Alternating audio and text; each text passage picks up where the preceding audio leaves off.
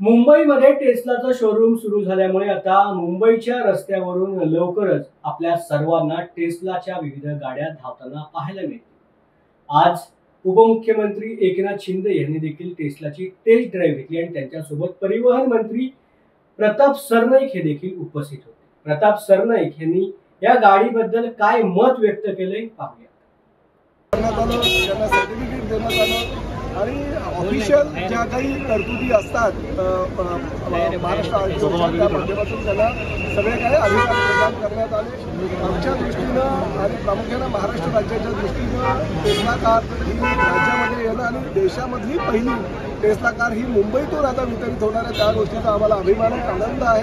कारण महाराष्ट्र राज्य हे देशातील ईव्ही पॉलिसी जास्तीत जास्त सर्वसामान्य जनतेपर्यंत पोहोचवण्यासाठी त्या माध्यमातून ईव्ही पॉलिसीमध्ये अनेक काही निर्णय आम्ही घेतलेले, ज्याचा फायदा सर्वसामान्य नवीन गाडी जे घेणार आहेत त्यांना होणार आहे। आणि आज विधान भवन परिसरामध्ये माझ्या पक्षाचे मुख्य नेते उपमुख्यमंत्री एकनाथ शिंदे साहेब जे मुख्यमंत्री असताना दावोसला जाऊन आले होते आणि त्यांनी त्याच दिवशी तिकडे जाहीर केलं होतं की टेस्ला सारख्या कंपनीनं एलन मस्क सारख्या मोठ्या उद्योजकांनी महाराष्ट्रामध्ये यावं, गुंतवणूक करावी आणि त्याला प्रतिसाद देत देवेंद्र फडणवीस साहेबांनी केलेल्या जे आव्हान होतं त्याला प्रतिसाद देत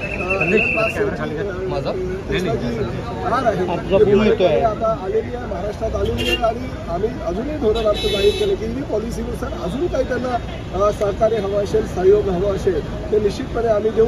परंतु असल्या मोठ्या कंपन्या जर आपल्या महाराष्ट्रात आला तर महाराष्ट्र अजूनही पुढे। परंतु सातत्याने विरोधक आरोप लावत होते की उद्योग बाहेर जातात आहेत, परंतु आमचं म्हणणं तेच आहे की बघा, जर टेस्ला कोणाला न्यायची असते तर आताही सांगितलं असतं की हो टेस्ला महाराष्ट्रामध्ये येणार होती पण गुजरातला घेऊन गेले, असं काही नसतं। काहीतरी आरोप करावे विरोधकांनी आणि आम्ही त्याला उत्तर द्यावं असं नाही आहे। टेस्लासारखी मोठं ईव्ही सेक्टरामध्ये मार्केट असलेली कंपनी ही महाराष्ट्रात आली आहे, मुंबईमध्ये आली आहे, आमच्या दृष्टीने अतिशय अभिमानाचा क्षण आहे। आणि टेस्लासारखे अनेक उद्योगधंदे महाराष्ट्रामध्ये भविष्यामध्ये सुद्धा खरेदी करता येणार आहे।